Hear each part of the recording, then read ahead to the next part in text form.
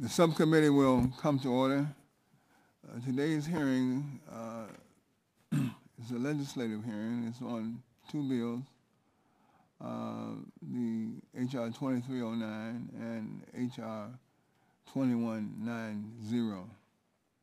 The chair will recognize himself for 5 minutes for the purposes of opening statements. Today, again, as I said before, the subcommittee is conducting yet another legislative hearing on two more bills, H.R. 2309, the Consumer Credit and Debt Protection Act, and H.R. 2190, the Mercury Pollution Reduction Act. This hearing continues our trend to hold legislative hearings with the intent of moving bills toward eventually becoming law. H.R. 2190, the Mercury Pollution Reduction Act, was introduced by the Vice Chair of the Subcommittee, my friend and colleague from Chicago, Ms. Schakowsky. The bill effectively bans the use of mercury in the production of chlorine and caustic soda, effective 2 years after enactment, and prohibits the export of mercury effective immediately. Mercury is well known to cause neurological damage, especially to children. The toxin is often found in fish, and when people eat contaminated fish, they also consume the mercury. Pregnant women who ingest mercury in fish pass the toxic effects along to their developing fetuses, which can lead to long-term neurological harm. Furthermore, studies indicate that unsafe mercury levels are more prominent in people of color and in poor communities. And this disparate impact along ethnic and racial lines is likely the result of fish and seafood consumption. It is my understanding that only 4 manufacturing plants still use mercury in the production of chlorine. It is also my understanding that the chlorine industry has made the transition away from mercury as a result of increased efficiency in alternative methods of manufacturing. As such, I'm interested to know why Ms. Schakowsky's bill shouldn't become law as soon as possible, given the well-established harmful effects of mercury and the cost savings associated with producing chlorine from other methods. And I want to commend Ms. Schakowsky for her work on this bill. I am the author of the second bill we're considering today, H.R. 2309. The Consumer Credit and Debt Protection Act is the result of 2 oversight hearings this subcommittee has held on consumer credit issues this year. The bill provides the Federal Trade Commission with normal rulemaking authority under the Administrative Procedures Act for all consumer credit and debt-related issues, as opposed to its current cumbersome rulemaking authority under the Magnuson-Moss Act. This authority will empower the Commission to nimbly respond to current and future credit abuses perpetrated on consumers. My bill also directs the Commission to specifically address current abuses in the automobile and debt consolidation industries.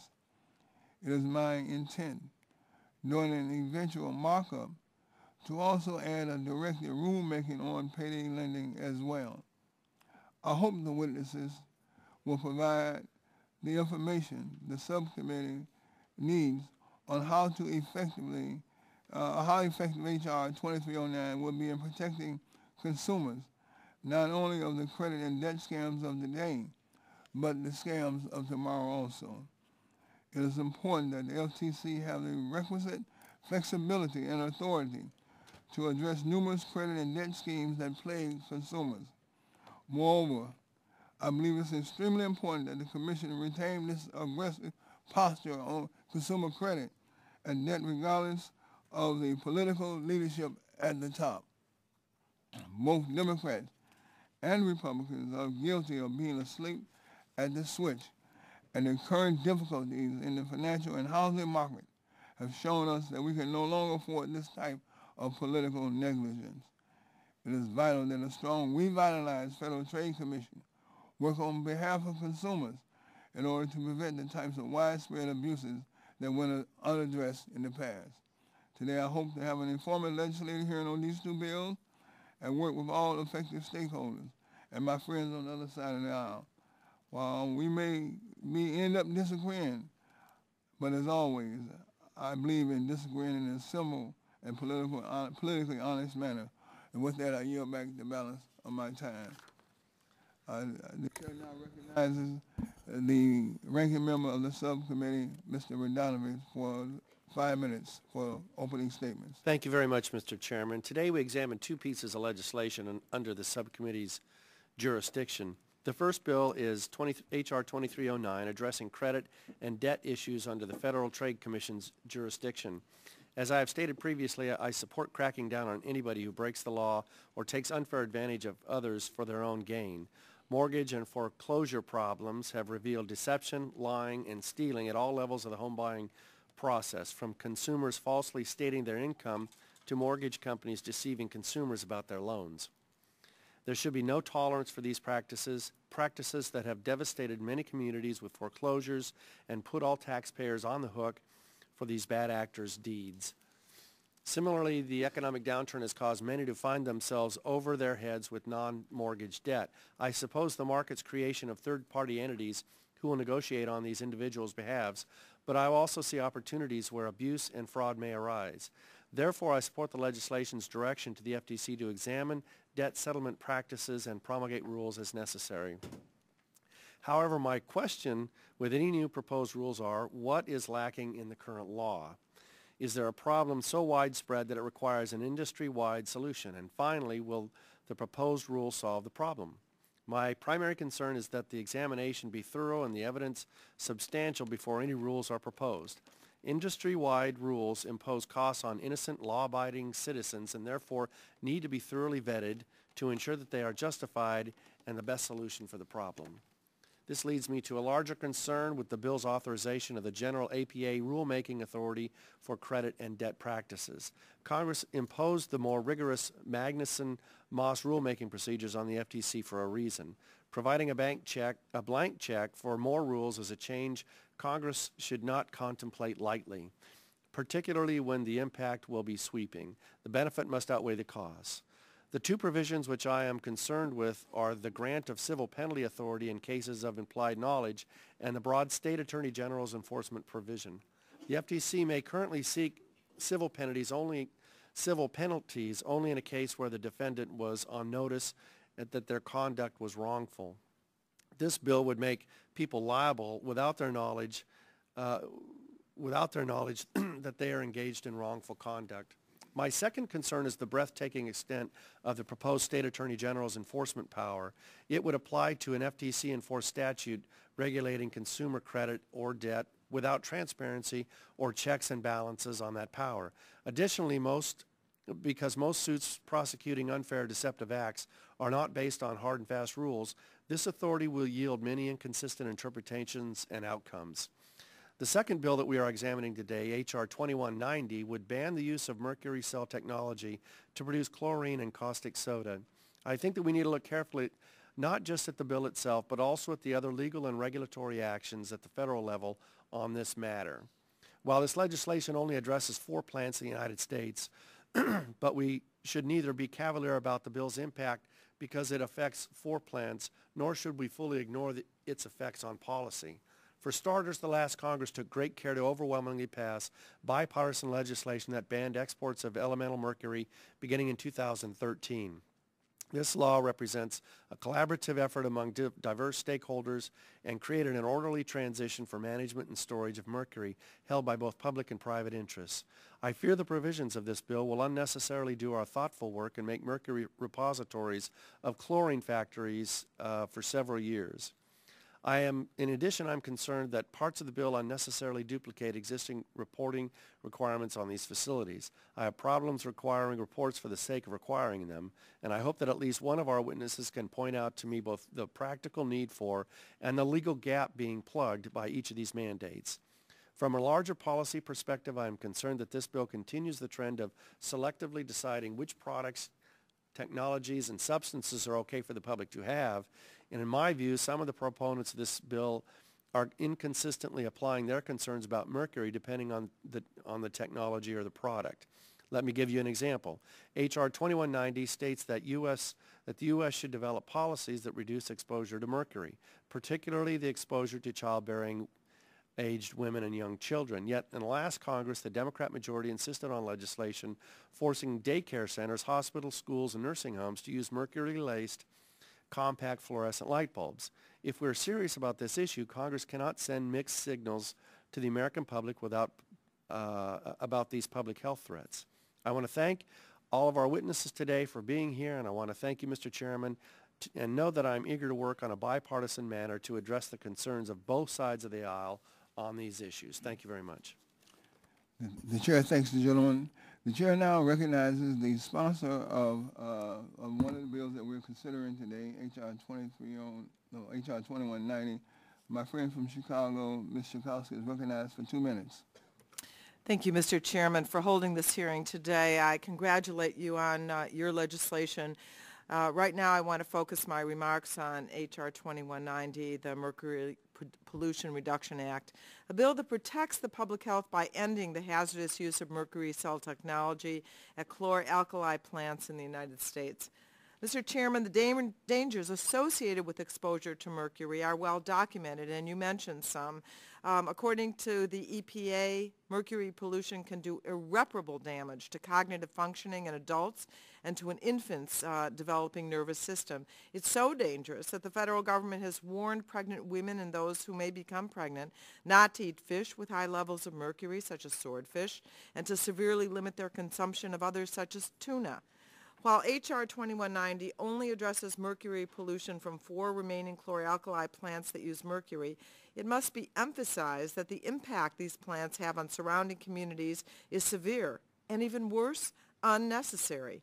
Unlike coal-fired power plants, there are readily available alternatives that could and should be used. In fact, converting from mercury cell technology to membrane cell has proven not only to be drastically better for the environment, but also a wise business practice, saving companies millions of dollars in energy efficiency costs.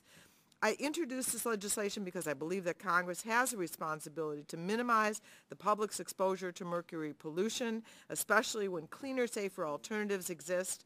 And I want to thank Oceana, an environmental organization, for their tireless efforts, and to the committee staff for their diligent work on this bill. I urge my colleagues to support its passage, and I yield back the balance of my time. The chair thanks the gentlelady. The chair now recognizes the gentleman from Georgia, Dr. Gingrey, for 2 minutes for the purposes of opening statement. Mr. Chairman, thank you. Thank you so much for calling this hearing today so we can hear testimony on H.R.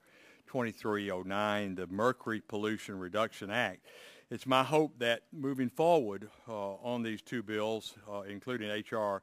2309, the Consumer Credit and Debt Protection Act, we can work in a bipartisan manner to accomplish our shared goal of increased and enhanced consumer protection.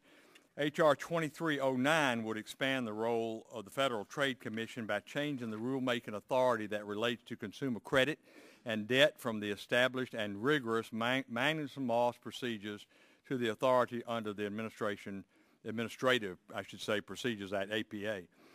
Mr. Chairman, in a hearing on this topic on March the 24th, I urge my colleagues to take caution when making this change in rulemaking procedure.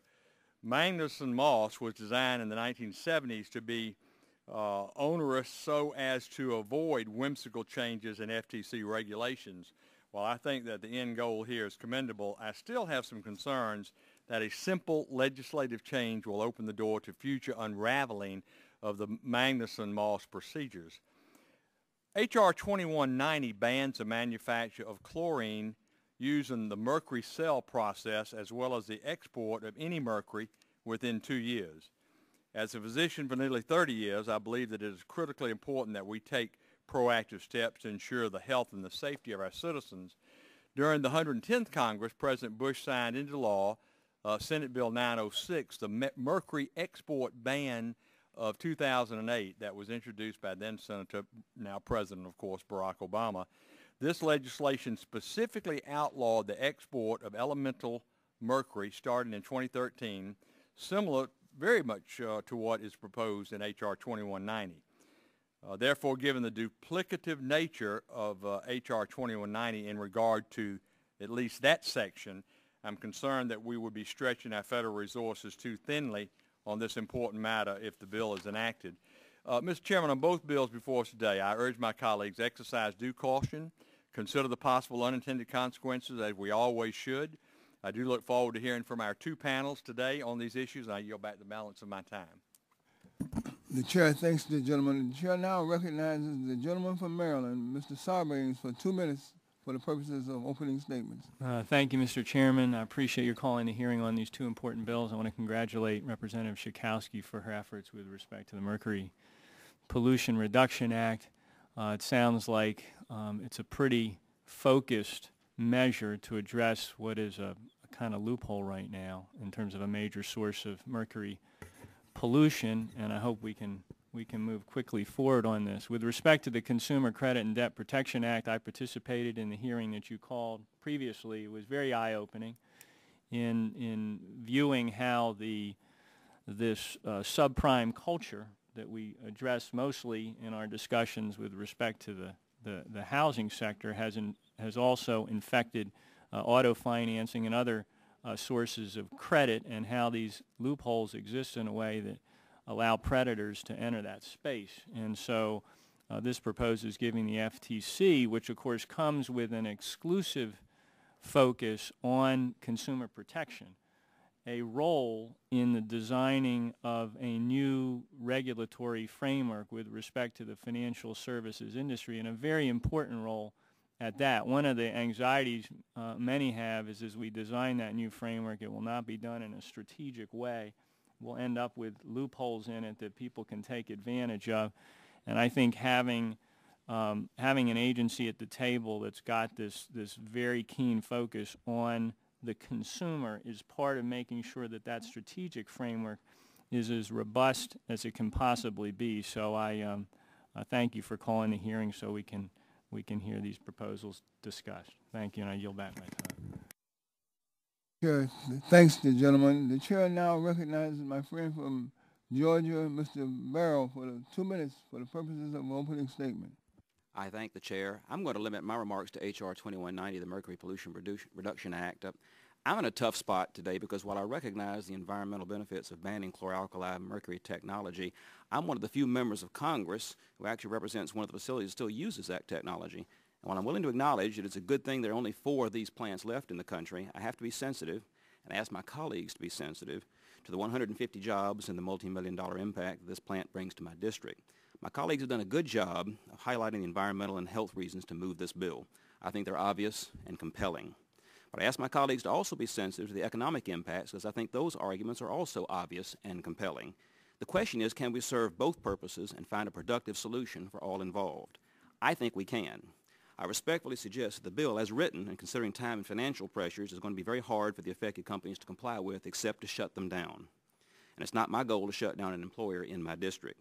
I won't consider that a success. The ideal solution in my mind would be that the plant which I represent have the opportunity and the ability to transition to the new technology and preserve the jobs there for a long time into the future.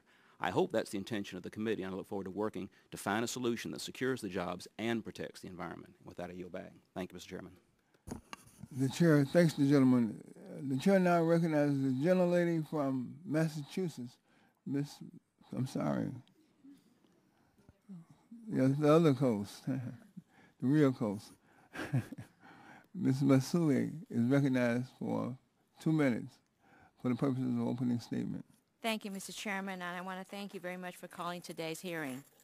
I'd also like to thank our panelists for sharing their expertise with us. In today's economic recession, many families in my home district of Sacramento are struggling to make ends meet. I've heard countless stories of people struggling to keep their homes, their jobs, and their way of life. Many of my constituents were victims of predatory lending and were steered into high-cost, bad loans. Now many of these homeowners are seeking assistance in modifying their loans to more affordable terms. Yet, many of these individuals are now being tricked by scam artists posing as so-called foreclosure consultants to save their homes. These scams are costing thousands of dollars and represent false promises to struggling homeowners. During last week's debate on the mortgage reform bill, I offered an amendment that was included in the final bill that directs the GAO to conduct a study of the government's current efforts to combat foreclosure rescue scams. It is clear that consumers are not being properly protected from these shameful, unacceptable practices. It is also clear that we can do more to protect the American people from harmful exposure to mercury. Mercury is a known toxin, and we should do all in our power to ensure that it stays out of our newborns' bodies.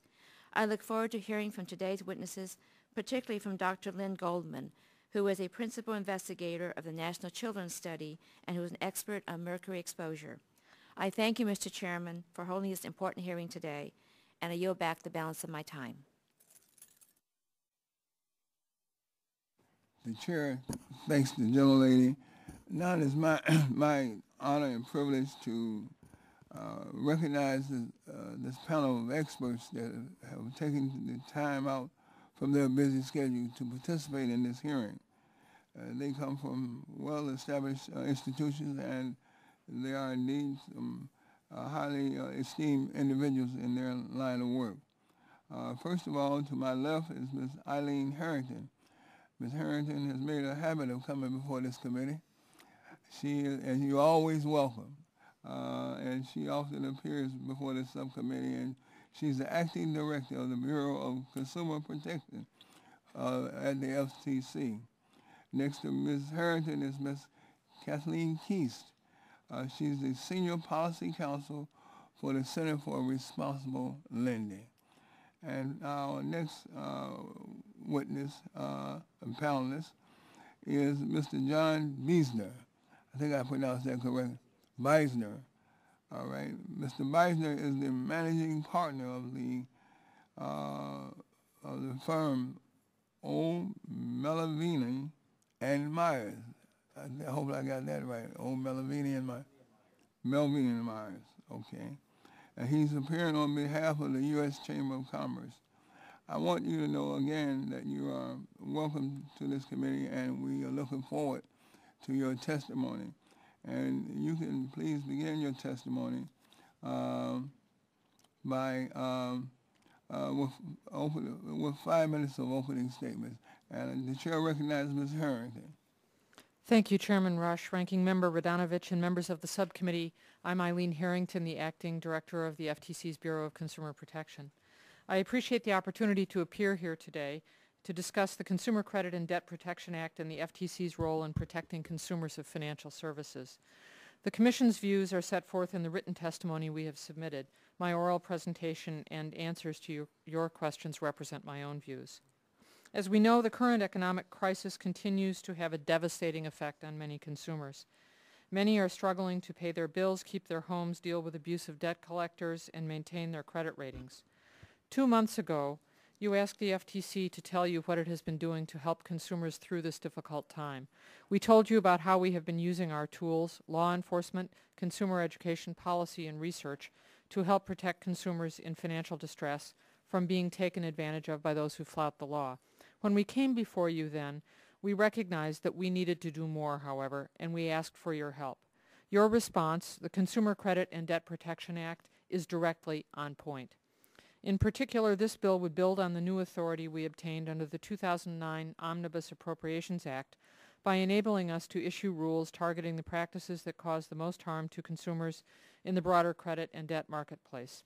Historically, the Commission has relied heavily on its law enforcement experience to inform its rulemakings undertaken under the Administrative Procedures Act with the express consent of Congress. This approach has served us well in the past, and we will continue to do so here. Thus, in deciding which practices in the credit and debt marketplace to target, we would rely on our casework to help identify any industry-wide problems and pervasive consumer injury. The Consumer Credit and Debt Protection Act also would allow us to seek civil penalties against those who violate any such rules that the Commission issues in this area. This is significant because civil penalties deter would-be violators. The FTC strongly supports the enactment of this type of legislation. As you know, we already are using our new authority under the 2009 Omnibus Appropriations Act to develop new consumer protection regulations in the mortgage context. We expect these rules to address unfair and deceptive practices in mortgage lending, mortgage foreclosure rescue, mortgage loan modification, and mortgage servicing. The 2009 Omnibus Appropriations Act enhanced the Commission's ability to enforce these rules by allowing the FTC to obtain civil penalties against violators. Meanwhile, the Commission continues to vigorously enforce the FTC Act as well as other statutes and rules for which it has enforcement authority. In response to the current economic crisis, the FTC has intensified its focus on protecting consumers of financial services and has targeted particular illegal practices in mortgage advertising, lending, and servicing. Let me give you two examples. This past Friday, the Commission announced an enforcement action against Golden Empire Mortgage and its individual owner for alleged violations of the Equal Credit Opportunity Act and Regulation B. The Commission alleged that the defendants charged Hispanic consumers higher prices for mortgage loans than non-Hispanic white consumers. The FTC alleged that the credit characteristics or underwriting risk of the company's customers could not explain the differences in the prices charged. A second example. On April 6th, also since the last time we were here, the FTC joined with Treasury, HUD, the Department of Justice, and the Illinois Attorney General to announce a coordinated crackdown on mortgage foreclosure rescue fraud. The federal law enforcement component of that crackdown was done by the Federal Trade Commission. Although vigorous law enforcement is essential in providing more effective federal oversight of the financial services sector, a broader legislative response may be appropriate here. Several bills have been introduced and proposals offered under which there would be some type of overall federal regulator of financial services. There are differences in these bills and proposals to rationalize the oversight system, and there are numerous challenging issues that would have to be resolved to implement those concepts.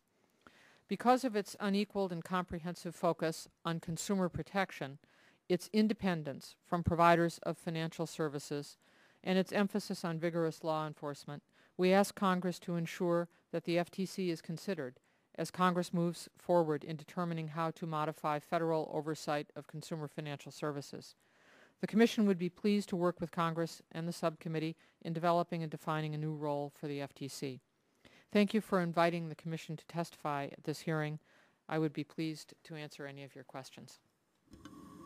The Chair thanks Ms. Harrington.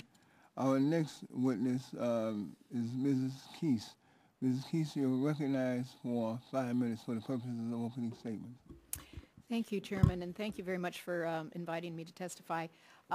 In my remarks today, I'm only going to focus, I think, on a couple of points, primarily the Magnuson-Moss rulemaking, and I may add a couple of remarks about the Attorney General's Enforcement Authority, as I used to be in an Attorney General's office myself, and would refer the committee to my written testimony for the specifics. While we're not talking so much about mortgages today, I think since we are talking about consumer credit, we have a lot that we have an object lesson that we can learn from in what happened there. And the FTC's jurisdiction over consumer credit covers a lot of the same subject matter area that the federal banking agencies did. And what we know is that from a regulatory perspective, that there are three tools that are needed to make sure that there are clear rules to the game and that there's a referee on site to enforce those rules. We know now that the banking agencies, much to our dismay, didn't use any of them. The FTC, by contrast, really functionally only had one of those tools. And that was the tool, that's the tool that allows the referee to call a foul after it's already happened. And that's an important tool, but it's not sufficient. What are those three tools? One of them is to set the rules of the game that everybody has to play, and I am a strong believer in the fact that that is as important for ethical and honest business competition as it is for consumers. I do not believe it's a zero-sum game, and I think that's been part of the problem of thinking of it as that way. The second is the right to sort of keep an ongoing monitoring system and where you can do prevention through monitoring. That is a tool that the banking agencies have that the FTC doesn't, which leaves just the law enforcement. And that was the only tool the FTC had in practice. In theory, it had the rulemaking authority, but Magnuson-Moss, I understand I'm sorry, Congressman Gingrey isn't here. I understand the purpose of it originally, but I can tell you that I've got gray hair now. The first year my first year in practice was when the last time the Magnuson-Moss rule was used by the FTC. The credit practices rule was started in 1975 when I was a brand new lawyer. That process took 10 years. I testified at one of the hearings. I was part of that 2-book record that it took to get that rule on place.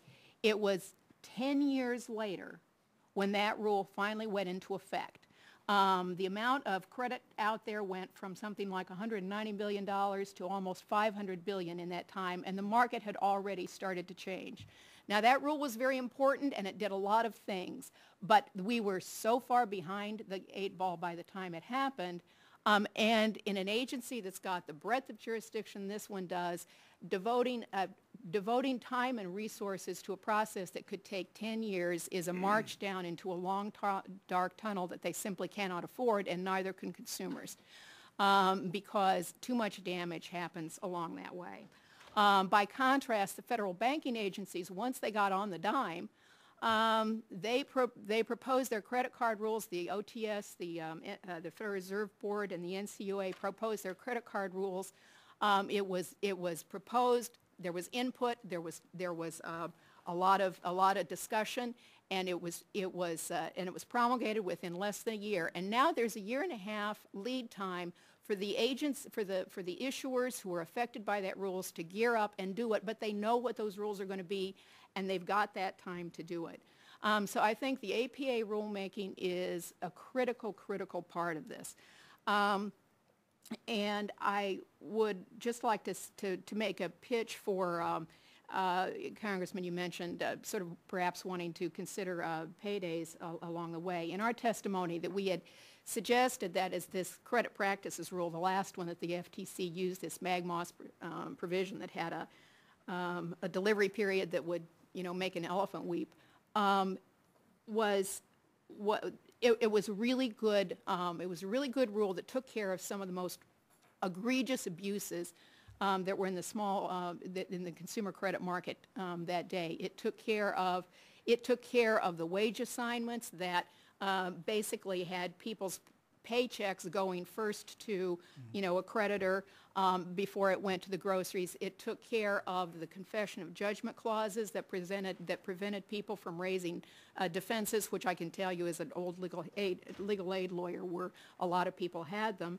And it took care of the interim use of some of the tactics. My first client, the reason I've spent 35 years doing this, it was my very first client who, in my very first case, a loan company wanted to come in and clean out her house, the furniture in a 72-year-old widow's house, everything down to 2 gray wash tubs.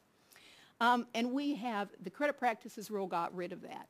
And we have some segments of the market today that use practices which are a modern-day electronic equivalent of that, holding checks or the key to somebody's bank account. And they can do all of that. They can do everything that credit practices rule took care of by the abuses with that check hold. And so we've suggested that now that we're approaching the silver anniversary of that credit practices rule, that the FTC review that to see if perhaps we can update that and take care of some of those abuses again. And if I still have a couple of minutes left, no, I'm sorry. Okay, then I'll stop there. Yeah, okay, thank you so much. The chair now recognizes Mr. Wiesner, for 5 minutes of opening statements.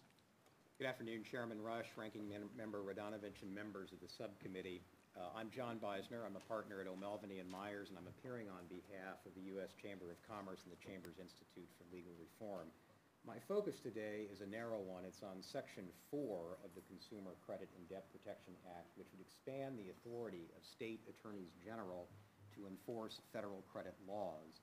Under Section 4, as I understand it, states would be empowered to bring civil lawsuits whenever they believe the residents are harmed by a violation of a regulation promulgated under the bill or any FTC regulation, thank you, related to consumer credit or debt. This legislation is part of a recent trend to expand state AG authority to enforce federal laws. Obviously, protecting consumers from unfair trade practices is an important legislative goal. But giving state AGs broader authority to bring civil lawsuits can create some potential for litigation abuse.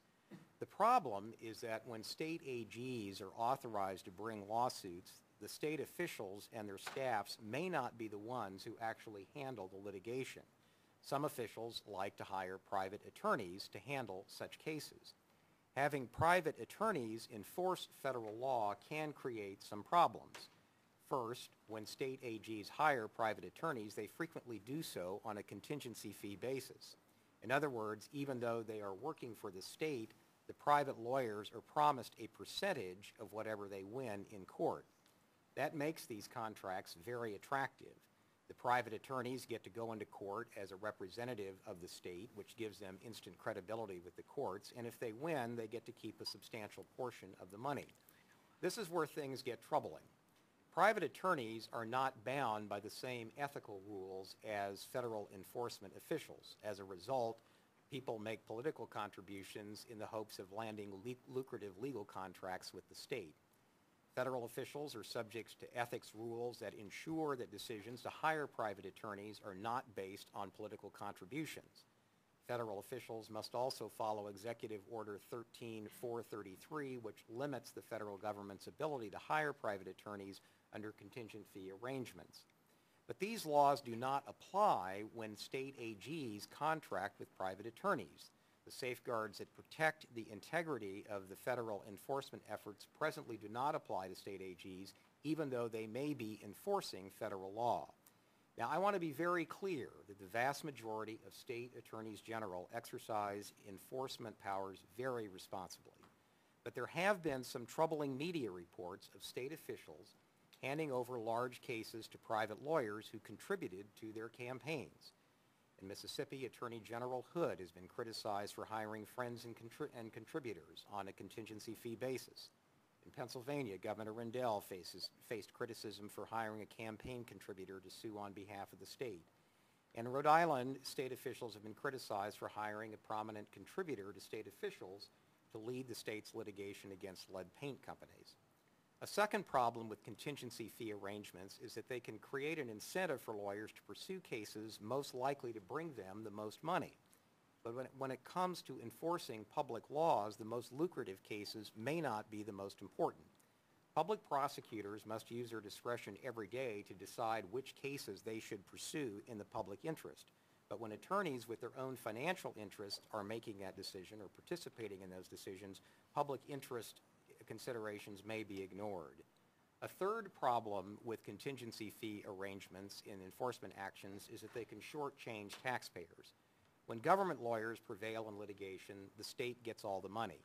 In a contingency fee arrangement, the private attorneys get a significant percentage, reducing the amount going to taxpayers. For these reasons, the Chamber respectfully suggests that in any legislation expanding state AG authority to enforce federal laws, you should consider including safeguards to protect the public interest and guard against abuses. First suggestion would be to require disclosure of private attorney retention agreements. When state officials hire private attorneys to enforce federal law, they should disclose the arrangement to the U.S. Attorney General for publication in the Federal Register. Such transparency will help ensure that federal laws are implemented consistently and fairly. Secondly, it is suggested that state officials be barred from rewarding large campaign contributors with potentially lucrative contracts to enforce federal laws. Finally, it is suggested that the applicability of Executive Order 13433 be expanded. That order puts limitations on federal officials from hiring private lawyers on a contingency fee basis. The same standard should apply to state officials enforcing federal law. These safeguards would help ensure the transparent, proper use of authority to enforce federal law in a manner wholly consistent with the goals of this legislation. I thank you for the opportunity to testify today, and I look forward to answering any questions you may have. The chair thanks the gentleman. And chair indeed thanks all the witnesses. The chair recognizes himself for 5 minutes for the purposes of asking questions of these witnesses.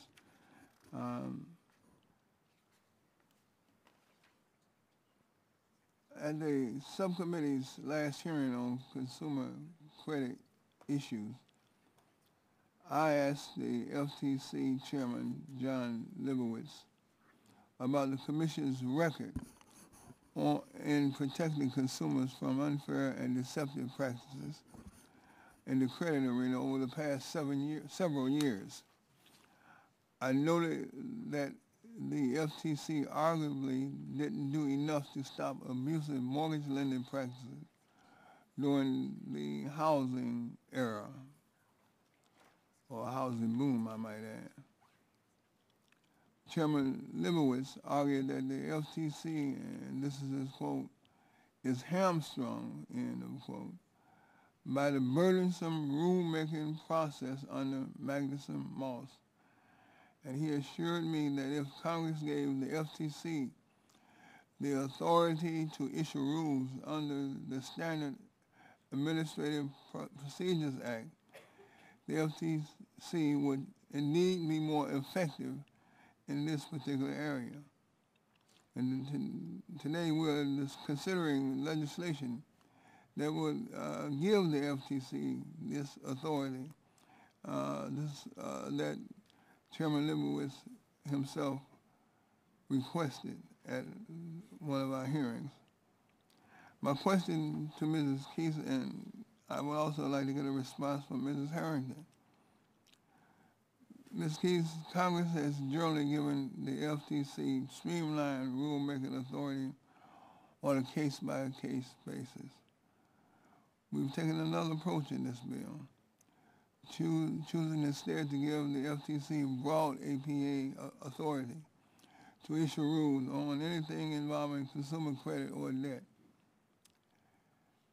My question is, should we trust the FTC's discretion to effectively use this authority, or would we be better off sticking with directly rulemaking? I think it's extremely important to give them discretion for the simple reason that the velocity at which the market changes is far too fast to have to come back and make a record every single time.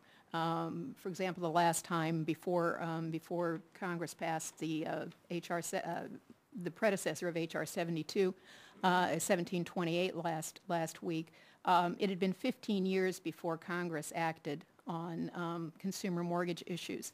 There's a lot that goes on, and there's a lot that the FTC has in its plate. There's a lot that Congress has in its plate. And meantime, things just, the markets develop and move, and I don't really think it's feasible to wait for specific direction as every problem comes up one by one. Thank you. Ms. Harrington, you want to comment briefly on this? You can trust us. Okay. And let me just tell you, let me give you some examples of how we've used the Administrative Procedures Act rulemaking that the Congress has given us on a case-by-case basis. In the area of telemarketing, the Commission issued the rules that the statute required, and then it went back several years later and did the Do Not Call amendment. Mm-hmm. It took us less than a year to do that. At the same time, and I was managing that project. And at the same time I was managing that project, I was managing amendments to the FTC's franchise rule, a very important rule that protects investors in franchises by requiring that they be given itemized disclosure statements. It took us 8 years to do that amendment under the Mag-Moss procedures. It took us less than a year to create Do Not Call. And that's the way that we have used our discretionary authority under the Administrative Procedures Act rulemaking that we've been given on a case-by-case basis. Thank you. I believe that in the area of payday lending, I believe that payday lending plays a necessary role in the economy. Payday loans are available to poor people when no one else will lend to them. This is especially true of the type of short-term loans that poor consumers often need to get by in emergencies. And I don't like the fact that people who have to take out payday loans, but it is the reality of where I come from. I also recognize that there are some extreme and multiple abuses in the industry, and reform is needed. And I've been a long time champion in the Congress for stamping down on abusive payday lending. My question to you, Ms. Keith, is how do we regulate and reform the payday loan industry without destroying it? Well, I think that that's one of the areas that we can take an incremental approach on. There's a lot of controversies and there's a lot of experimentation going on with states that have regulated by different means, by different means ranging from do whatever you want to prohibition and everything in between. And as time comes in, we will have a better sense of what works and what doesn't work. And in the meantime, I think the proposal that or the recommendation that we have made to look at one tactic, which I think is kind of it's sort of one of the tools that really makes things not work so well for consumers, is the check hold system. And I would, I would very much welcome, and in fact, we did recommend that that be one thing that the FTC look at. And maybe if we could start incrementally and start there, then we can kind of work and see what's happening and what's working out in the states. Thank you. The chair's time is ended. The chair now recognizes the ranking member, Mr. Radonovich, for 5 minutes. Thank you, Chairman. Mr. Chairman, I did want to have a discussion on the states and the attorney generals on the enforcement of this. Ms. Harrington, welcome to the committee.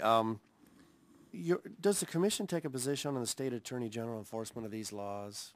The commission has favored the scheme under which Congress has enacted statutes giving the FTC rulemaking authority and providing the states with enforcement authority in federal courts of the rules that are promulgated by the FTC. We're very supportive of that arrangement. Do you worry about inconsistencies in and confusion concerning a broad array of industries if the rulemaking authority is given or the ability for the attorney generals to weigh in? Well, the protection that the Congress has put into the statutes to make sure that we can guard against that is the provision that the states notify the FTC before filing, so that we have an opportunity to talk with them and to take a look at complaints before they're filed. And the FTC also has the authority under the statutory provisions that have been used to intervene in actions in the event that there is some concern about inconsistency. So I think that the Congress has fairly anticipated that. And what we've seen now in probably a half a dozen or more instances in which the Congress has given the FTC specific APA rulemaking authority is an absence of that kind of inconsistency. This has worked very well. In your opinion, if this bill does include giving state AGs the enforcement authority, can you define how it might be given as narrowly as possible? Well, if the states are given the authority to enforce rules issued by the FTC under the statute, then that would be their authority. It would be very much like telemarketing, 900 numbers, certain other credit rules that the states are able to enforce. The legislation contains a provision for any state AG to notify the Commission 60 days in advance of filing an action, if feasible. Otherwise, it can proceed without notifying the Commission. Is that a concern for you? No, I think actually what I would be concerned about is that 60 days is probably way too soon. You know, we do these cases, the states do these cases. Sometimes it takes fewer than 60 days to work up the whole case, work up the complaint, and be ready to file. So I think that 60 days is probably unreasonable. And several of the other statutes provide for notice if feasible, or there's some term like that. We haven't had a problem. We work very closely with the states in consumer protection. We have different working groups on different subject areas: telemarketing, payment systems, whatever, their monthly phone calls. Everybody knows what everybody's doing here. Mm-hmm. There aren't many surprises in this area because there's an awful lot of work to do in consumer protection, and there aren't that many resources available at the federal and the state level to do it with. So we need to work closely together, and the left hand needs to know what the right hand is doing. Mm-hmm.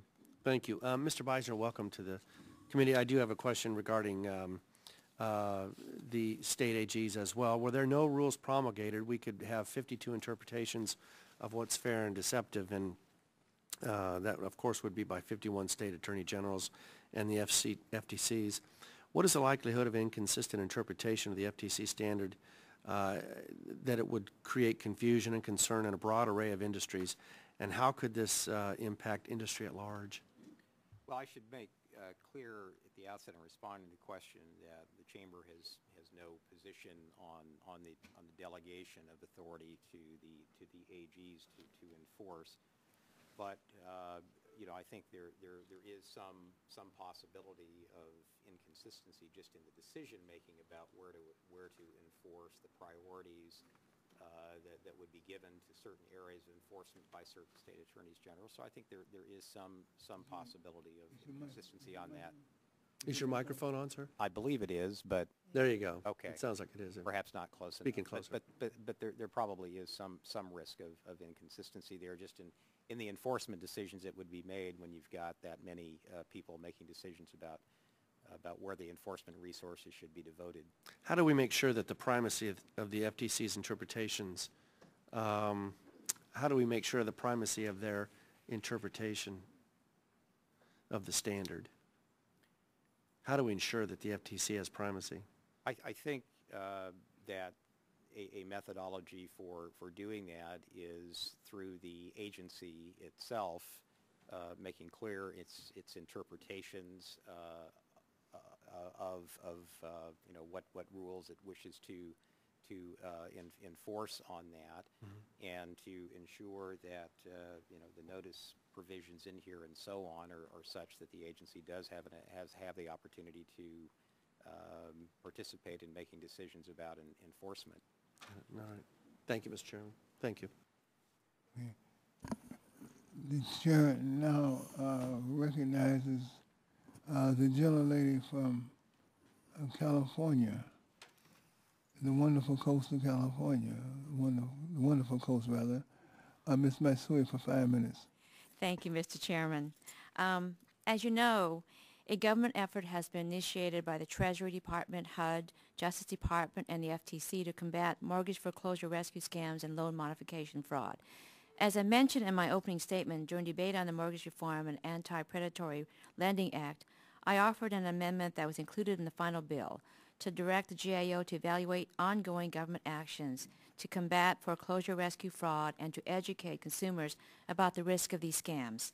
In addition, I want to thank Chairman Rush for joining me in sending a letter today to the GAO Comptroller General to urge him to begin reviewing the administration's efforts to combat foreclosure rescue scams. Mr. Chairman, I ask unanimous consent to enter this letter into the record. Hearing no objection, so ordered. Thank you. Ms. Keast, your organization prides itself on preventing mortgage fraud and providing consumer protection for consumers in the marketplace. How big a threat are these foreclosure rescue scams to American homeowners today? Well, they're a huge threat. And first off, I'd like to thank you, Congresswoman Matsui, for your leadership on the issues of foreclosures. It is a chronic problem, and every time the foreclosure rates rise, they come out of the woodwork, and the best way to get rid of them is to bring the foreclosure rates down. So hopefully we can do that.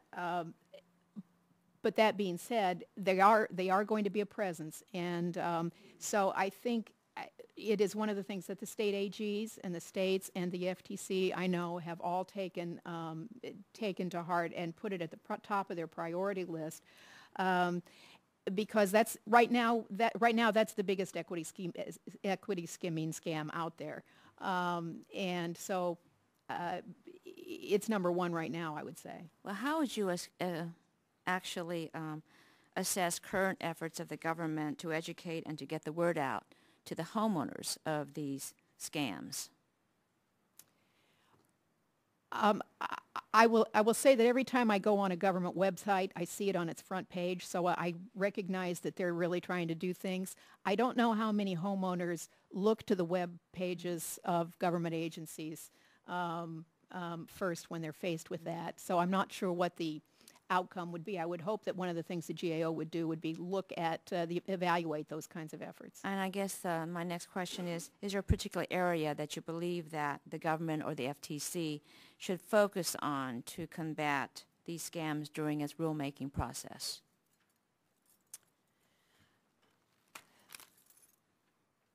Well, I think I would have to say one of the things that they need to do is make sure that there's some substantive practices that are prohibited as opposed to dealing with disclosures, because the disclosure is pretty much going to always be worked around.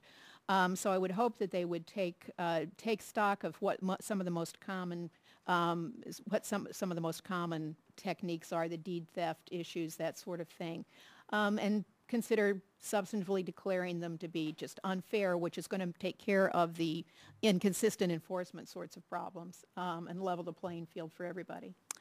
Okay, that being said, I'd like to hear more on the government's efforts to prevent and end foreclosure, rescue, and loan modification scams. What specific role, Ms. Harrington, does the FTC play in joining with other government agencies in combating foreclosure rescue scams? Multiple roles.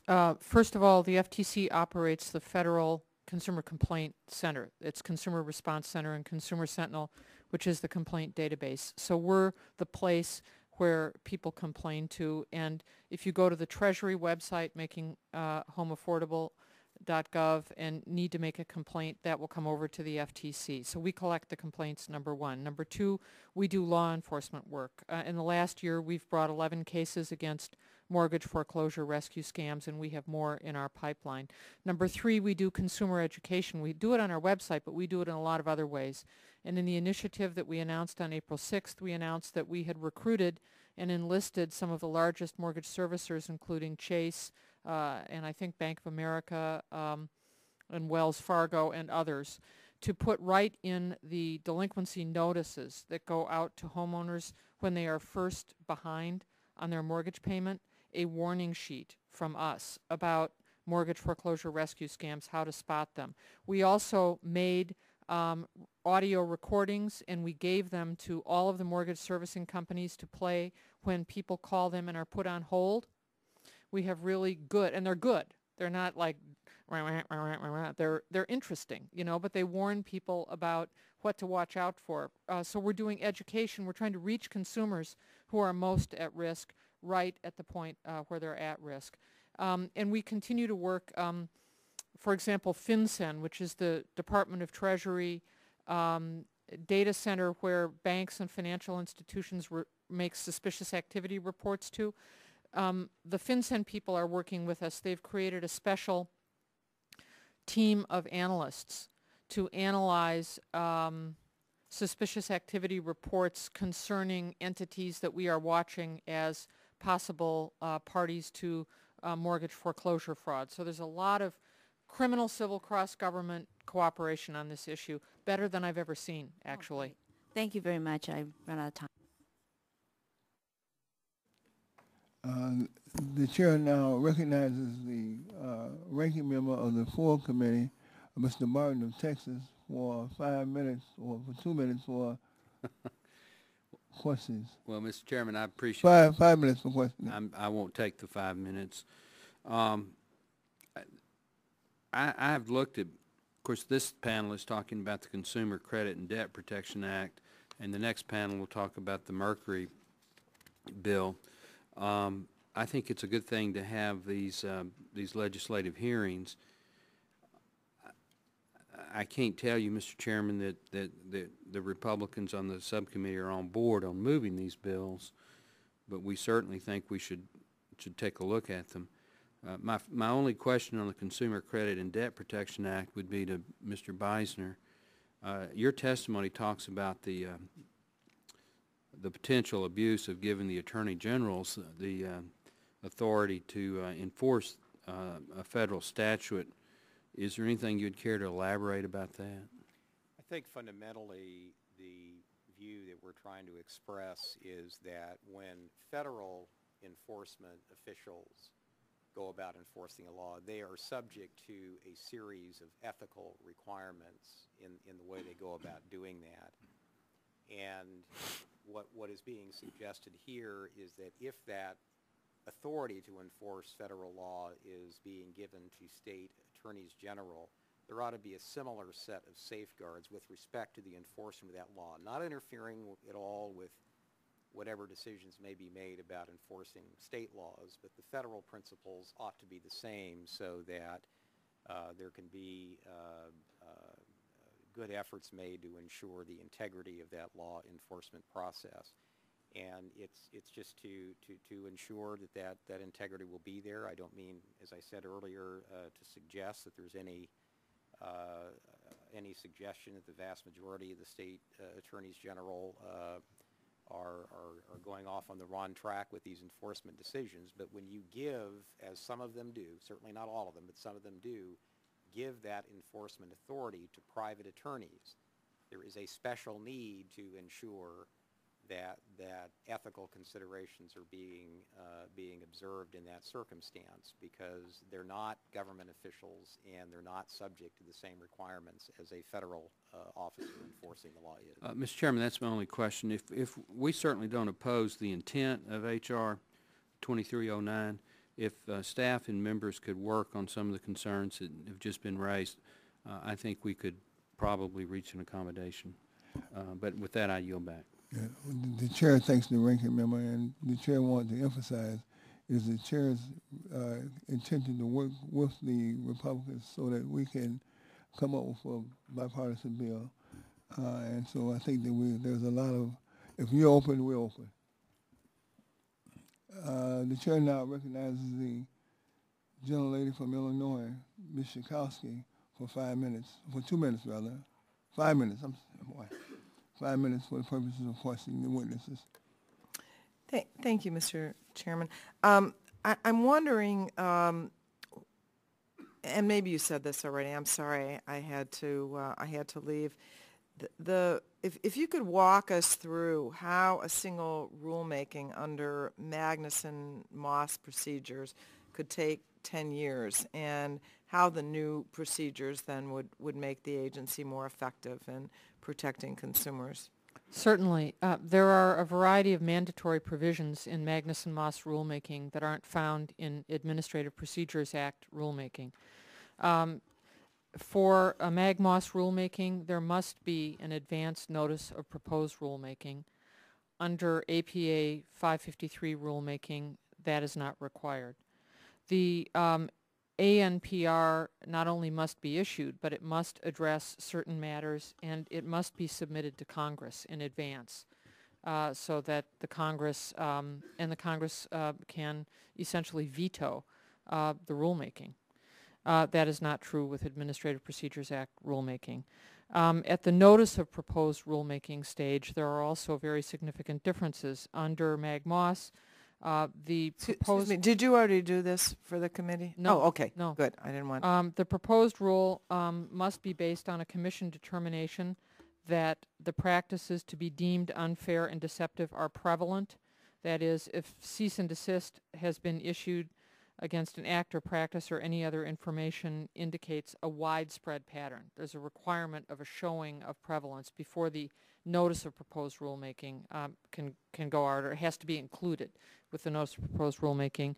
There are no findings of that type required under the Administrative Procedures Act before an NPR may be issued.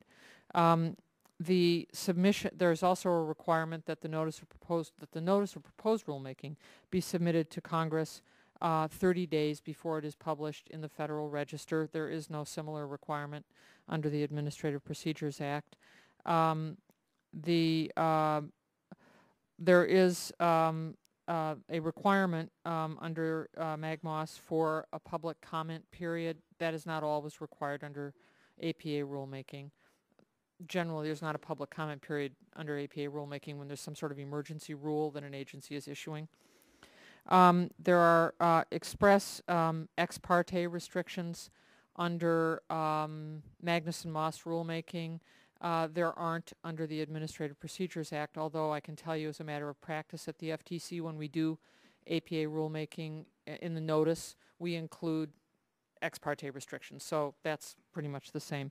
Okay, here's where it really gets bogged down. Under MAG-MOS, there has to be an opportunity for public oral hearing, and if a hearing is requested by anyone can request a hearing in a MAG-MOS rulemaking, then there has to be a presiding officer appointed, and there has to be a supplementary NPR published before any hearing that outlines the hearing issues,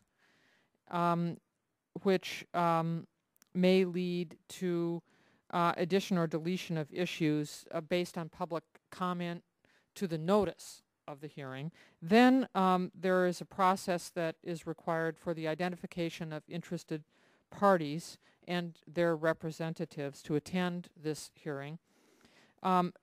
Interested parties have to be given the opportunity to do direct and cross-examination of other interested parties. So in some of the rulemakings, for example, the one that Ms. Keast mentioned that went on for 10 years, interests that did not want this rule to be issued engaged in perpetual rounds of examination and cross-examination.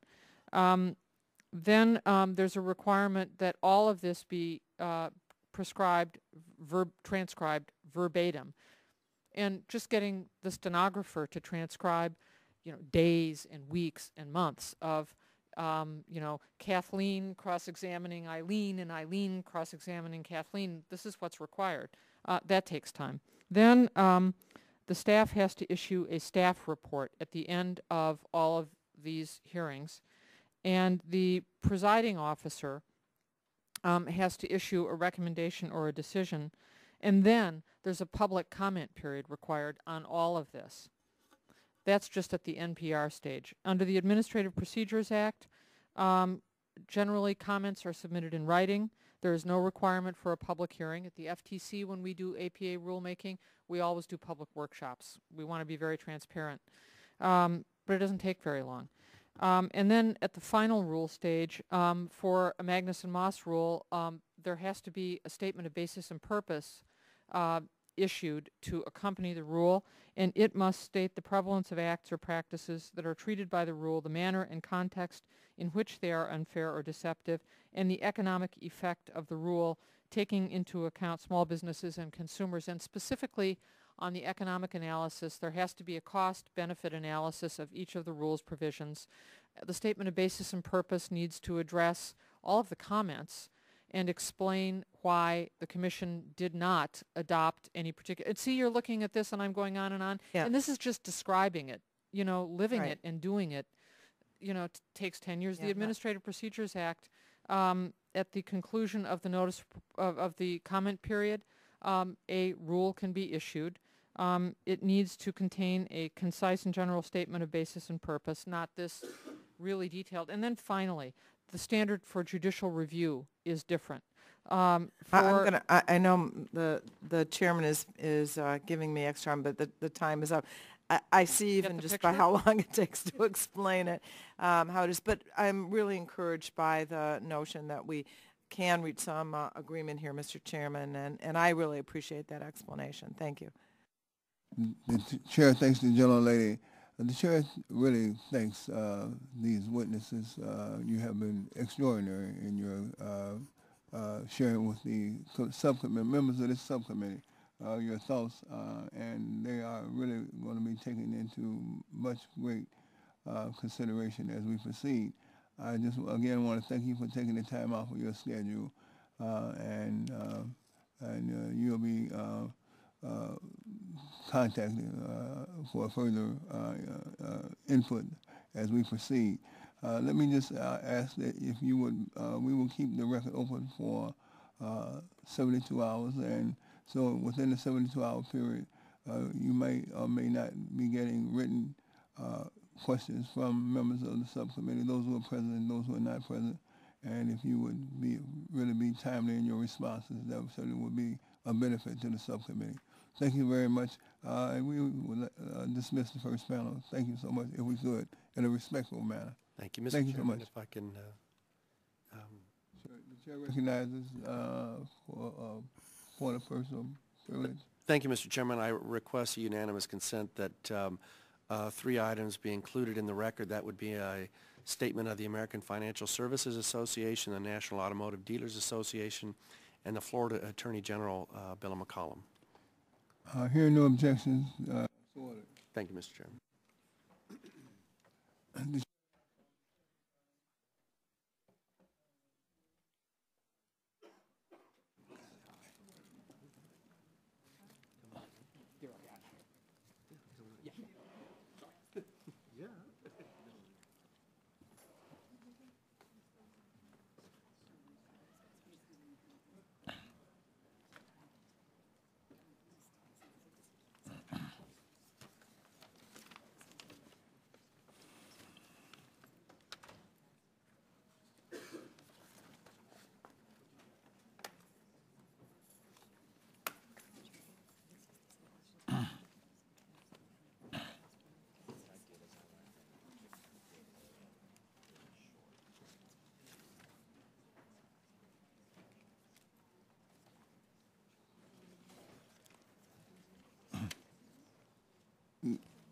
The chair wants to welcome this distinguished panel of experts who are here to provide input and testify on the bill H.R. 2190, the Mercury Pollution Reduction Act. And I will introduce the panel, starting from my left to my right. First of all, I want to make sure that everybody recognizes Ms. Catherine O'Neill. She's an associate professor of law at the Seattle University School of Law. Next to Ms. O'Neill is Ms. Lynn Goldman, who is a medical doctor. Dr. Goldman is a professor at the Johns Hopkins School of Public Health. And seated next to Ms. Goldman is Mr. Richard Jackson. He's the Executive Vice President of Operations for ASHTA, A-S-H-T-A, Chemicals. Again, I want to welcome the witnesses and want to thank you for taking the time out from your busy schedule to share with this subcommittee today. And we will begin by testimony from Ms. O'Neill. Ms. O'Neill, we'll ask that you pull the mic close to you, that you turn it on, and that you restrict your comments, please, to 5 minutes. Thank you, and welcome. Thank you, Mr. Chairman and members of the subcommittee. My testimony makes 4 points today. First, mercury contamination poses a grave threat to the neurological health of children in the United States. The danger from mercury pollution is particularly acute for groups that rely heavily on fish as a food source and so raises environmental justice concerns. Second, the chlor-alkali industry presents an easy case for eliminating this toxic pollutant. One simply doesn't need mercury to produce chlorine and caustic soda. In fact, alternative technologies that don't use any mercury at all have been in use by the industry for 30 years. Yet 4 plants in the U.S. still refuse to update their processes. Third, the costs of delaying action on these outmoded plants are large in economic terms and unconscionable in human terms. For each year of delay, another cohort of children will be born with neurological damage due to mercury contamination. This damage is irreversible. While chlor-alkali plants contribute only a portion of the mercury releases, it's a portion that's entirely preventable. Fourth, H.R. 2190 ensures the long-term viability of the chlor-alkali plants in the communities they support. Facilities that convert to the newer, more efficient, mercury-free technology are likely to remain competitive and provide jobs for years to come. We've long known that mercury is a potent neurotoxin, threatening those exposed in utero and during childhood to even very small amounts of methylmercury. We've also come to appreciate that the harms of mercury contamination aren't distributed equally. Rather, they're borne disproportionately by groups that rely heavily on fish, including Native Americans, African Americans, other communities of color, and low-income fishers. It's not acceptable simply to tell women and children to stop eating fish for several decades of their lives, yet that's basically the regulatory strategy we're using. Tennessee, for example, has recently issued such an advisory for the stretch of the Hiwassee River adjacent to the Olin chloralkali plant there, warning women and children to eat no fish from the river due to mercury. The good news is that mercury releases from the chloralkali industry, at least, are entirely unnecessary. The industry developed alternative mercury-free technologies years ago. The phase-out called for by H.R. 2190 very sensibly capitalizes on this opportunity to eliminate thousands of pounds of mercury releases each year, while leaving intact the industry's ability to bring its products to market. Even if, as the industry suggests, the plants that currently use mercury can reduce some fraction of their emissions, the point remains that no mercury releases are necessary for this industry. Given mercury's potency, even a tiny amount can be harmful. An oft-quoted illustration is that it takes just a teaspoon of mercury to contaminate a 25-acre lake. We should therefore be looking for every opportunity to eliminate mercury releases.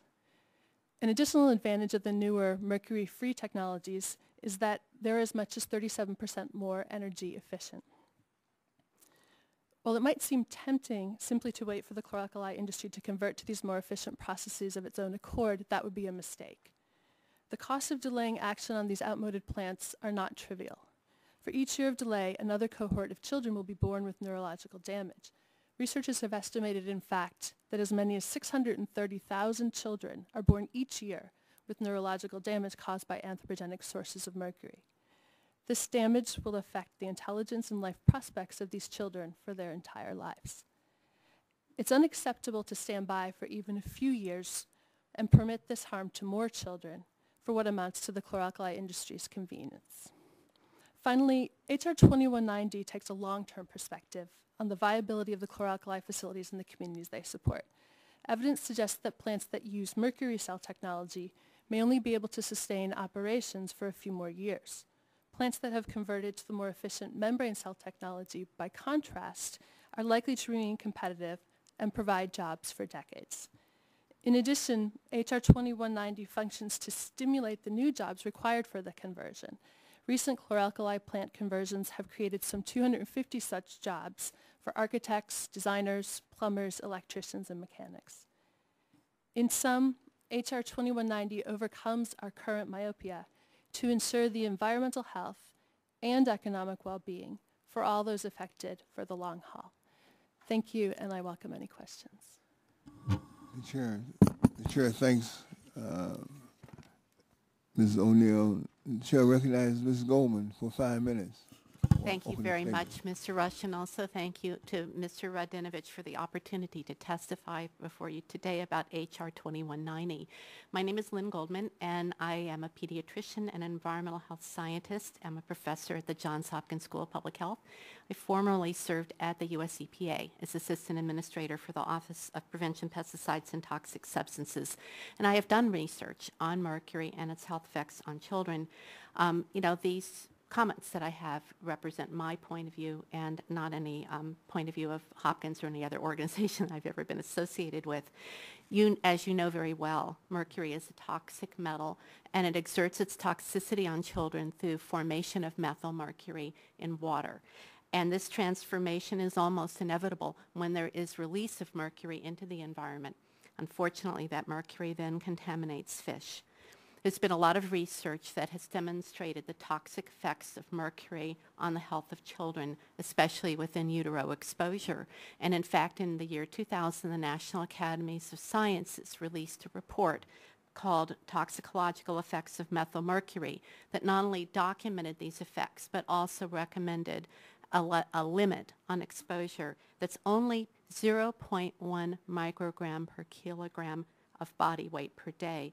Or if you had a 22-pound child, we're talking about only 35 billionths of an ounce each day that's allowable. So you can understand why even what might appear to be small releases of mercury can amount to quite a bit when it comes to toxicity.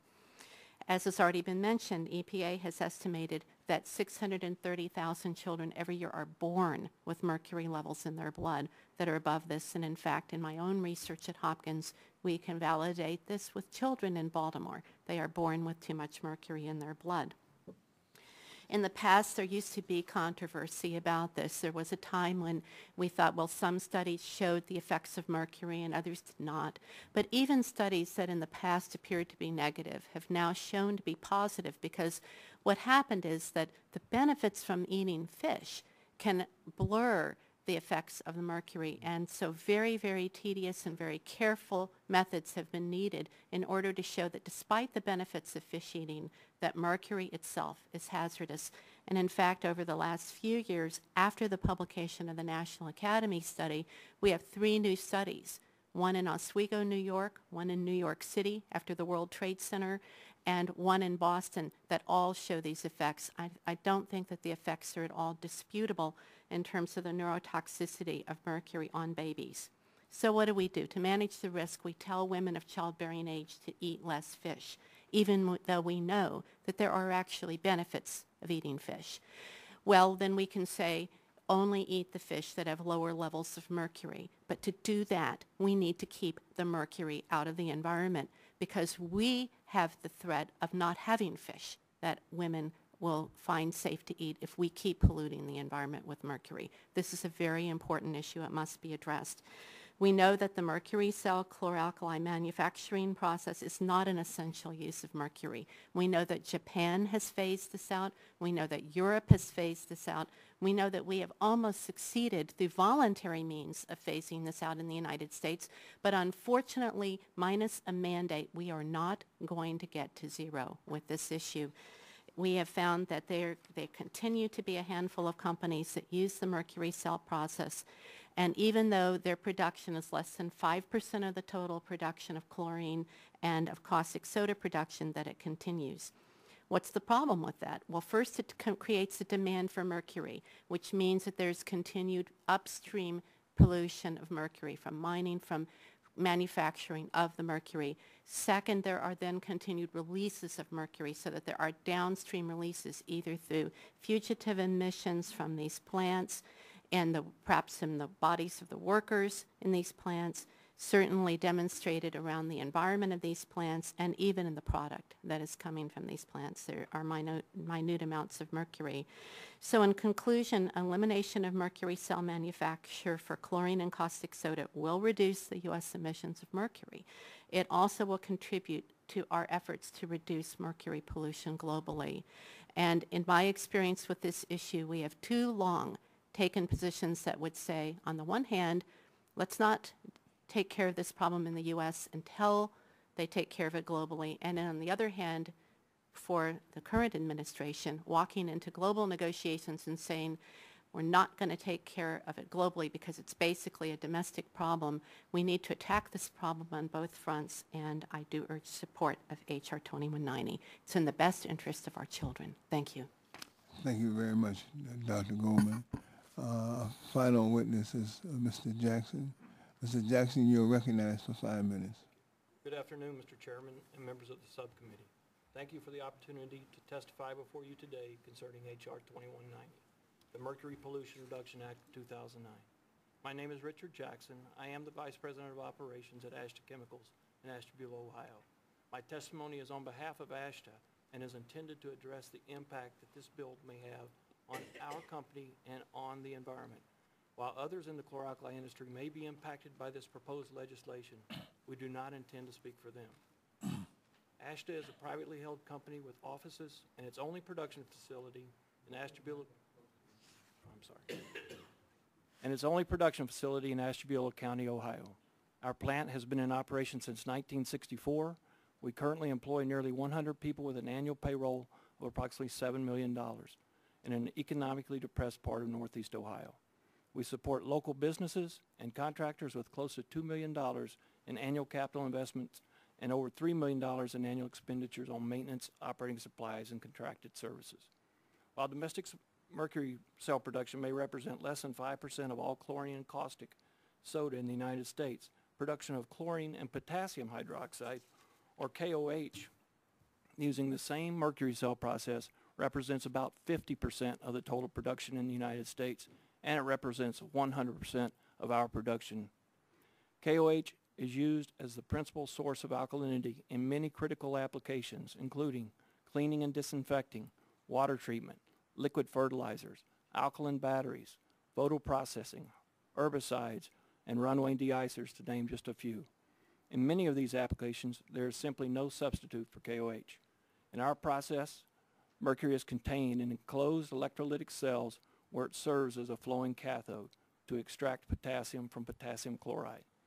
Strict safety procedures and process controls are followed to prevent workplace exposure and to minimize mercury emissions.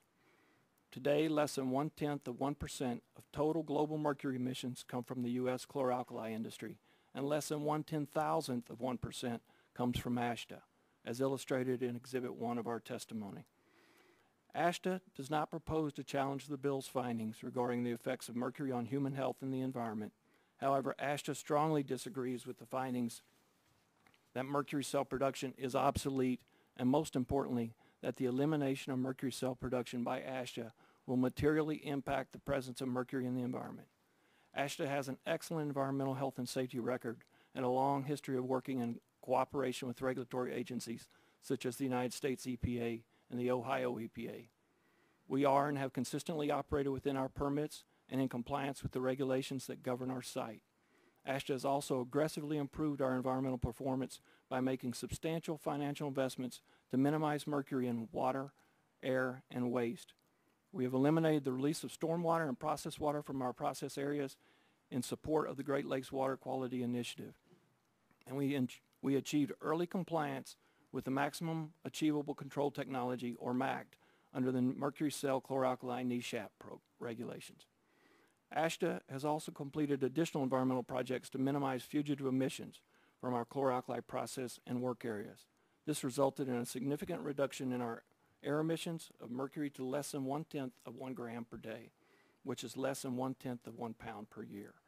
With the substantial reductions in mercury emissions achieved by ASHTA, we believe that there are no human health or environmental issues that justify mandating this phase out of mercury cell technology. Forced conversion or closure of ASHTA's facility will have no measurable effect on the global or local mercury emissions, human health, or the environment of the United States, the state of Ohio, or the city of Ashtabula, where most of our employees live and work. It would, however, have a substantial adverse effect on the KOH supply in the United States and those businesses which rely on it. It could also result in the closure of ASHTA's only production facility and the loss of nearly 100 high-paying jobs.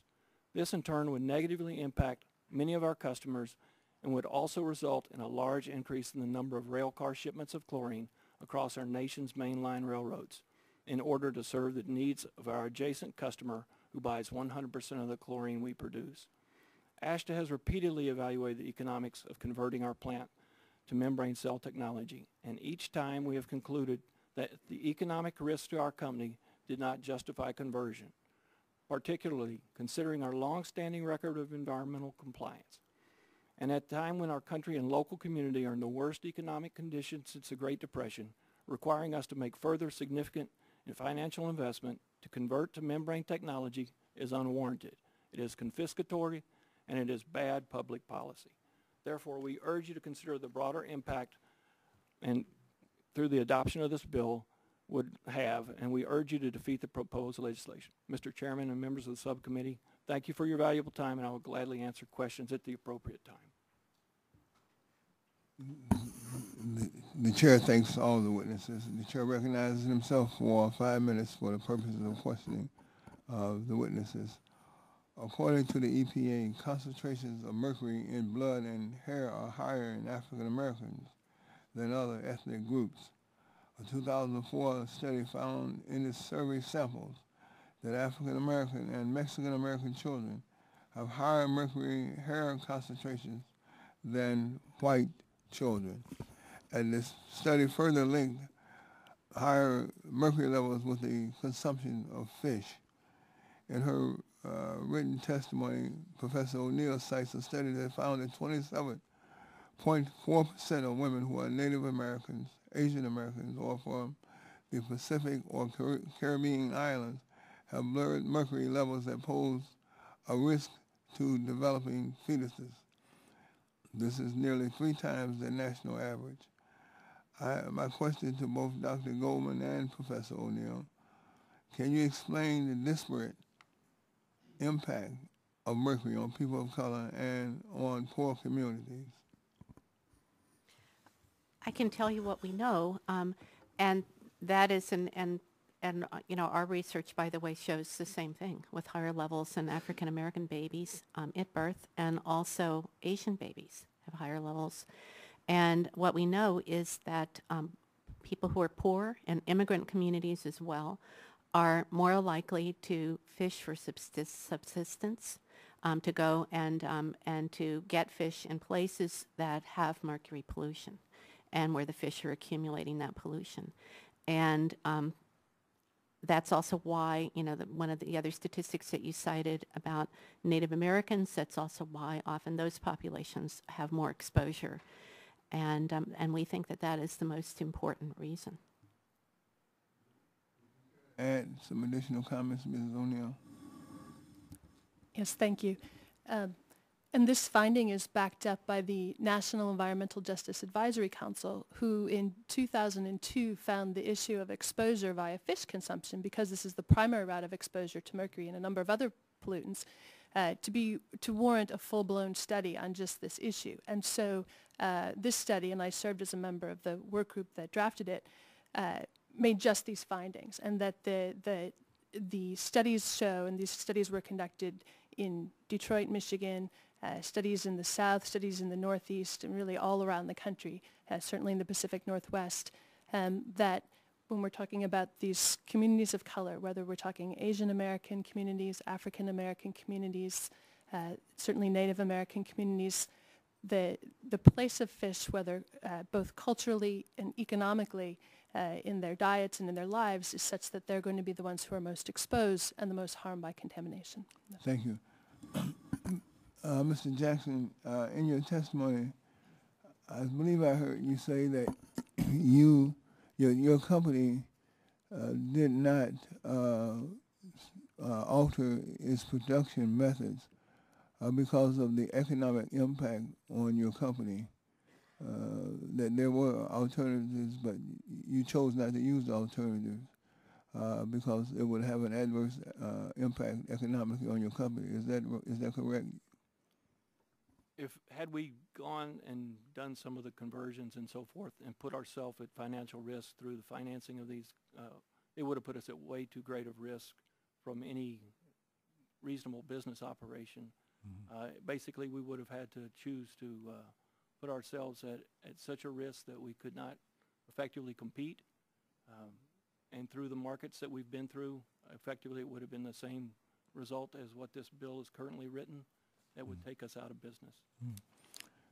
So you're saying that you could not afford the transition from your current method to... No, we were able to meet and beyond any of the regulations, all of the current regulations and previous regulations regarding environmental compliance. Investment in those regulations, to meet those regulations as laid out by the United States EPA and other regulatory bodies, we complied with every one and went beyond each one, as I noted in my testimony. And we saw no reason to take it beyond that level, because clearly we were meeting the objective of the environmental regulators at that time. Thank you. The chair's time has ended. The chair now recognizes the ranking member for 5 minutes. Thank you, Mr. Chairman. Mr. Jackson, in the world of mercury, whatever you do is such a small part of that. It seems like of the 4 industries that this bill affects, it seems to be a small fraction of the number in the mercury world. Isn't there other places to look for substantially more reductions than your industry? Well, there are still a number of places and sources of mercury. Europe continues to use more mercury cell technology than we do for the same process. Gold mining is one of the most horrific uses of mercury, especially artisanal miners in the Malaysian area and as well as Brazil and so forth. Rainforest areas, unfortunately.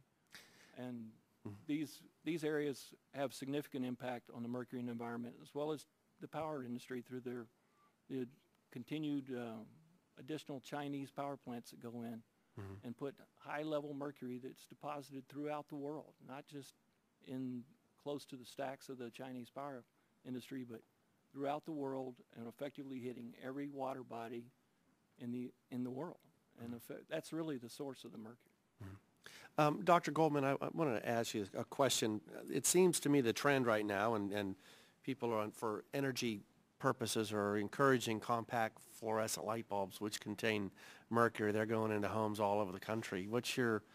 Seems to me that would be a bigger thing to go after than it would be something as small as this. What's your thought on that?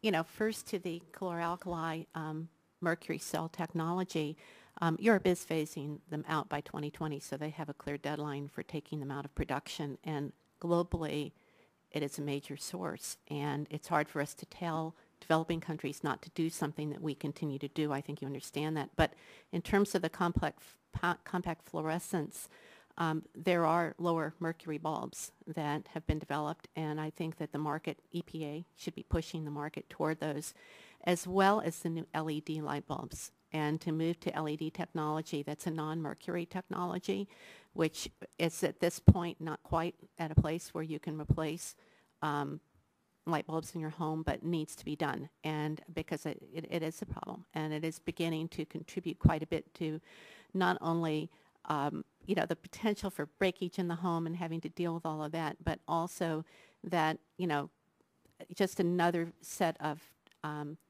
items that we're disposing of that we have to segregate and so forth, and it's just kind of better to not create that. It's, you know, as a mom, you know, for me, it's just one more thing that I have to think about segregating and disposing of some special way, and really rather not have to deal with that. Isn't it, I think this might be a case, again, that we experienced when, on lead poisoning. We, a hearing we did where it's either all or nothing. It seems like any presence of any mercury anywhere, say for example there was lead is used on a part of a handlebar on a bicycle, apparently where it needs some of that malleability to force the handlebars to stay on straight, and yet the probability of that getting into a child is, you know, I suppose there's a probability, but very, very small. Isn't this the case that we're seeing here with this, that nothing's good unless it's all gone? Or the thing about lead that's slightly easier than mercury is that it's easier to immobilize. And the thing that's hard to understand about mercury is that, you know, when you see that little liquid stuff, by, you know, jiggling around, that there's vapor coming off of it. And unlike lead, which does not vaporize at room temperature. And so, I mean, lead can also be a major problem. Kids, you know, have gotten lead poisoning from all kinds of weird things. You know, I've seen a kid lead poisoned from sucking on their baby monitor, which, I mean, you know, who would let their kids suck on the baby monitor, you know? But, you know, there's all kinds of weird things that can happen. But at least lead in waste, you know, you can kind of immobilize it. It's very difficult to immobilize mercury. That's the major issue until it's converted to methyl mercury, and then it doesn't vaporize anymore, but then you have the toxic compound that's right there in the environment. So it's a very different kind of a metal, even though you're right, in some ways, you know, there are molecules of mercury that we could chase around forever and never be able to deal with. And I think, you know, you're right to be pointing to that, because you aren't going to be able to get rid of every molecule of mercury. All right, thank you. Mr. Jackson, do you think that by your companies following the EPA rules that you follow right now, is that sufficient in your mind to control the release of mercury? Or? We believe they are. We think that the EPA rules have been great guidance as far as our industry. We have seen much more stringent regulations in the last NESHAP that was through the maximum achievable control technology, which basically took our industry, and the Chlorine Institute has kept records of this over the last 11 years, has basically taken our industry and reduced the amount of mercury released from our industry by 94%. Ash itself has already taken more than that, down to 98 to 99%. We believe fully that the little bit of mercury that we continue to put out in waste, it's well managed, it's controlled, it goes into restricted waste landfills, it's completely immobilized. The mercury in the water, that we don't release any water from our site, but there is no vapor pressure on the mercury from our product or water. So the idea of a child breathing mercury or being exposed to it through any of our products directly is just not really practical. All right. Thank you, Mr. Jackson. Appreciate all the witnesses. Yield back. The chair now recognizes the gentlelady from Illinois, Ms. Schakowsky, for 5 minutes. Mr. Jackson, can you explain to me why the EPA issued a health advisory in March of this year warning residents that fish caught in the Ashtabula River were contaminated with mercury? I think if you look at fish advisories throughout the United States, the location next to chlor-alkali industries has very little to do with where fish advisories are created. The fact is that the areas of which the fish advisory are, I believe, are well apart from any outfall that we've ever had. We currently do not release water at all from our facility, so we don't feel like we would have impacted a fish advisory at all. The Midwest is a large burner of coal, and in coal fires that are, then the releases from coal production energy is put into the upper atmosphere. It travels west to east, and as you can look at the northeast corridor, that's where your largest deposition of mercury has occurred. And so you think your plant has nothing to do with it? I only have 5 minutes, so I want to. So you're saying you don't think you have anything to do with it? Aside from no water emissions, are you saying there's zero air emissions? No, we're not saying there's zero air emissions. We less than 1.1 grams per day is what we've measured from our facility. Probably 10 times less than the EPA recommended standard. Now, you cited an EPA 1997 report. That's where you got your numbers about less than 0.1% of mercury emissions in the world. Are you aware of the United Nations Environmental Program study of December 2008? I have been looking for that report. I have not seen the data from it yet. Well, what it says is that actually the chlor-alkali industry is responsible for a significantly higher proportion of global mercury emissions, 2.43%. So given, and maybe we can get more information from Dr. Goldman or Ms. O'Neill, but given those figures, do you still believe that eliminating the use of mercury in chlor-alkali production won't make an impact on the presence of mercury in the environment? It will not make a measurable impact. You could take away even if it were 2 point.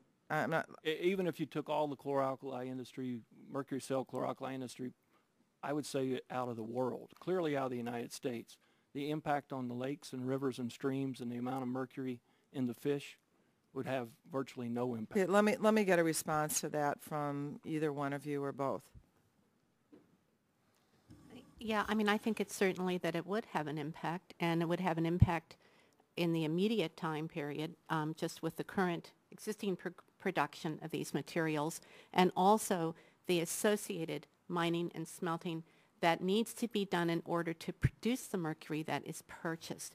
But also, if you look forward into the future, and with the rapid pace of economic development globally, which will increase the demand for these products of, chlorine and alkali, that if the world continues using this method, there will be even more increase in mercury production, more releases of mercury, and this is a cumulative, persistent problem. Thank you. Ms. O'Neill? Thank you. I think it's certainly the case that there are natural sources of mercury that we're not going to be able to control. But the fact is, and I think Dr. Goldman said it, that when there are non-essential uses, human-made contributions that we can prevent, we should do so. The impact will be material from this industry.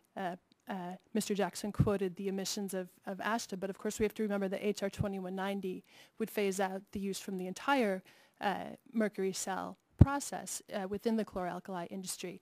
And the Chlorine Institute's numbers show releases from this group on the order of 4 tons if you include releases to the environment and to end products that might end up in human food, as we've seen from the recent report in the Washington Post.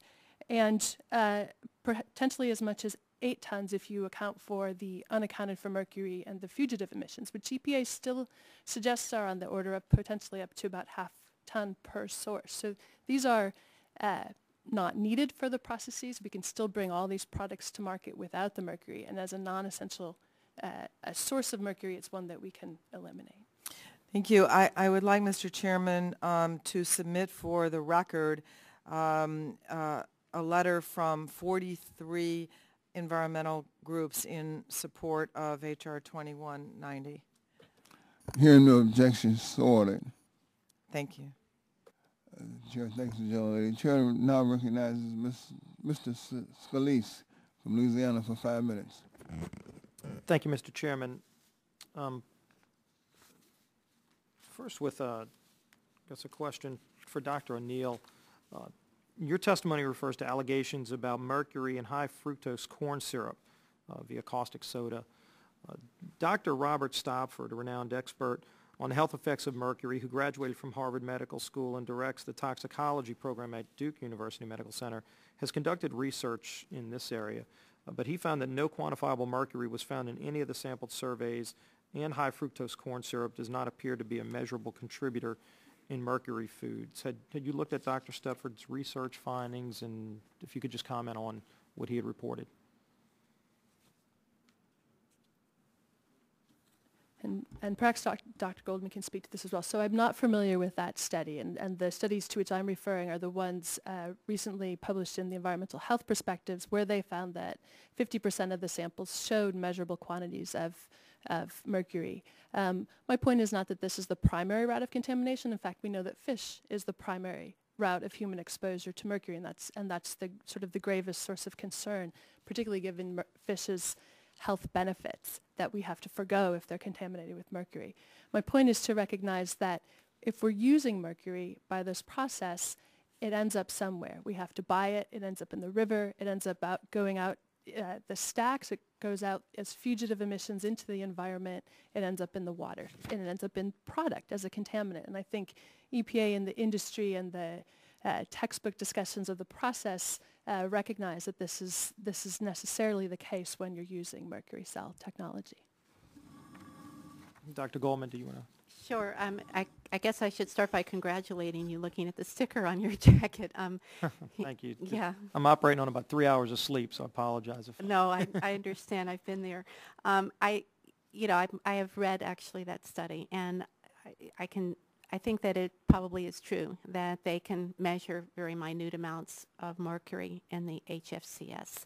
And I also did not think that it was enough to be concerned about toxicologically. I mean, from the standpoint of whether you eat that or not, I'd be more concerned, for my child, eating too much high fructose corn syrup just because it's not the best diet. And that's basically, it's the diet that kids want to eat, and that, we want them to eat vitamins and protein and other things. So, but I think it is indicative of just kind of the problem that, we generally have probably contamination of mercury in the environment that's, not only through emissions and from plants and fugitive emissions, but possibly in a little bit that goes out in the product.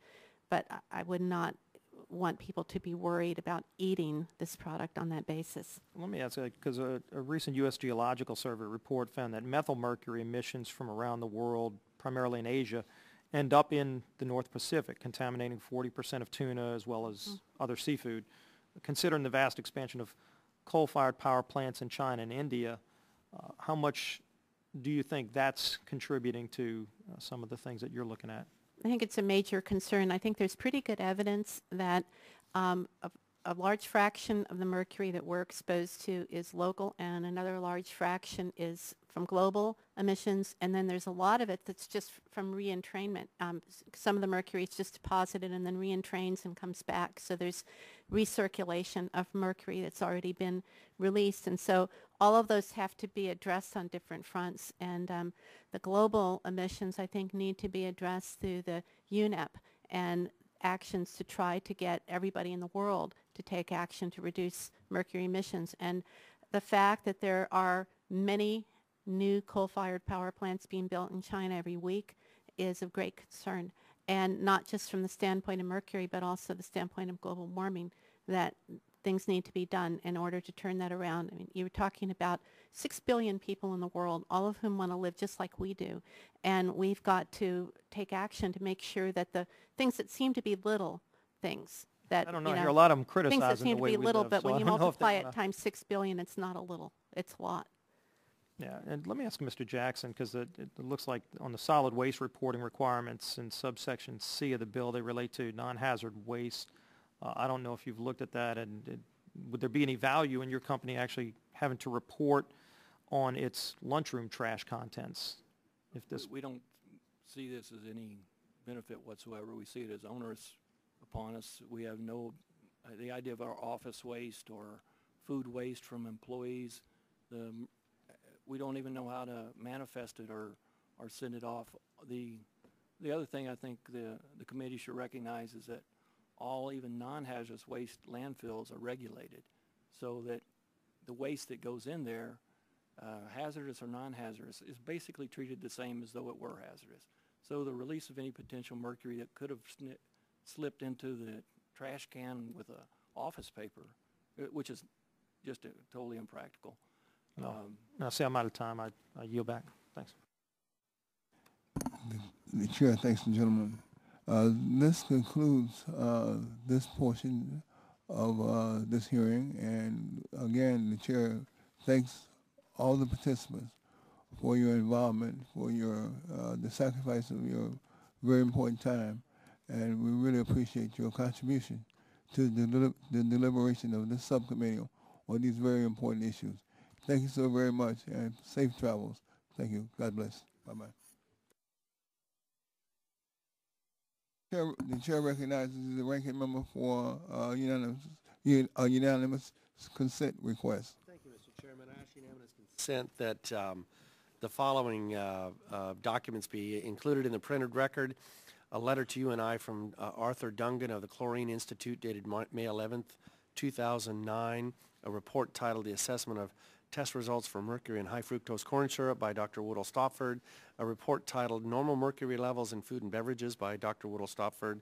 A statement from the Corn Refiners Association dated February 3rd, 2009. A news release from the Corn Refiners Association dated March 18th, 2009. And a news release from ChemRisk dated January 30th, 2009. Hearing no objections, so ordered. Thank you, Mr. Chairman.